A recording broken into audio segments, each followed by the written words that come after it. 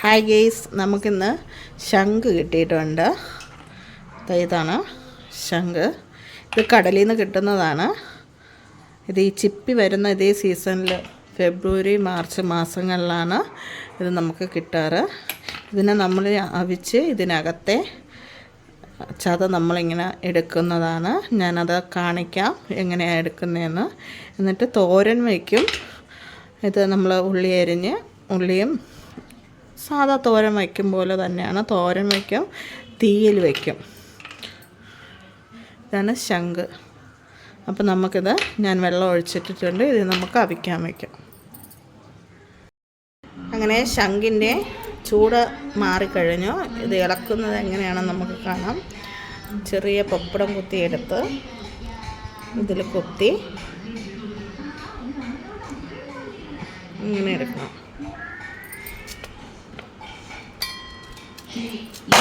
ഇങ്ങനെയാണ് ഇതിൻ്റെ മാംസം നമ്മൾ എടുക്കുന്നത്.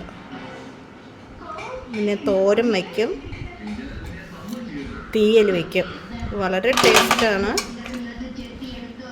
വളരെ ടേസ്റ്റാണ്.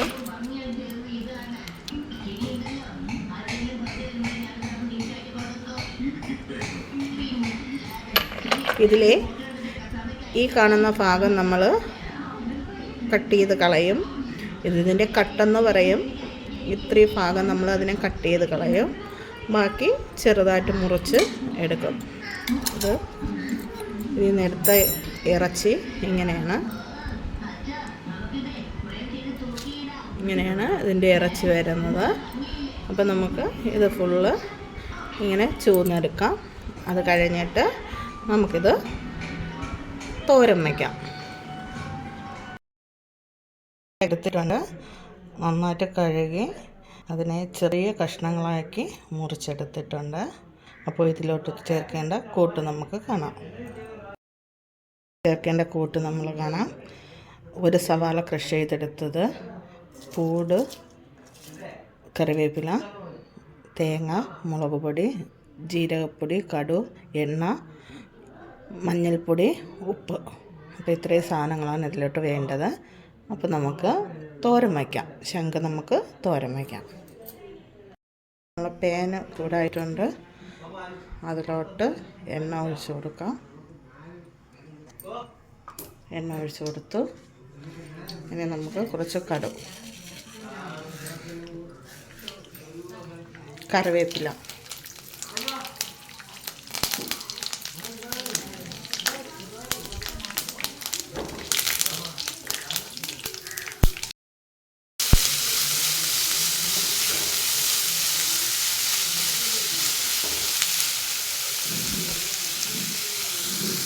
ഇതിലോട്ടിനെ നമുക്ക് നമ്മുടെ ശംഖ് അരിഞ്ഞു വച്ചിരിക്കുന്നത് തട്ടിക്കൊടുക്കാം. ഇനി ആവശ്യത്തിന് ഉപ്പ് ചേർത്ത് നമുക്കൊന്ന് വശക്കി കൊടുക്കാം. ഇത് നമ്മൾ വേവിച്ച ശംഖാണ്. അതുകൊണ്ട് ഇനി ഒരുപാട് നമുക്ക് വെന്ത് കഴിഞ്ഞു. നമുക്കിനി ഇതിനെ അടച്ചിട്ടൊന്ന് വേവിച്ചെടുക്കാം. ഇതിലോട്ടുള്ള കൂട്ട് റെഡിയാക്കാം. തേങ്ങ ഇട്ട് കൊടുത്തു. അടുത്തതായി നമുക്ക് ജീരകപ്പൊടി 1/2 ടീസ്പൂൺ, മുളക് പൊടി. ഇത് എരിവ് അനുസരിച്ചാണ്. എനിക്കിവിടെ 1/2 ടീസ്പൂൺ മതി. നല്ല എരിവുള്ളതാണ്. ഇനി മഞ്ഞൾപ്പൊടി,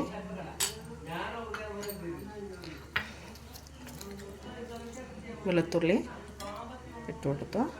ഇനി നമുക്കിതിനെ ഒന്ന് ക്രഷ് ചെയ്തെടുക്കാം. നമ്മൾ ഇടയ്ക്കൊന്ന് ഇളക്കി ഇട്ട് കൊടുക്കുകയാണ്.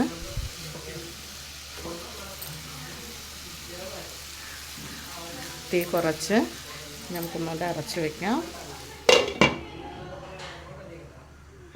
മിനിറ്റ് നമ്മളിത് അടച്ചിട്ട് വേവിച്ചു. ഇനി ഇതിലോട്ട് നമ്മൾ കൂട്ട് റെഡിയാക്കിയത് തട്ടുകയാണ്.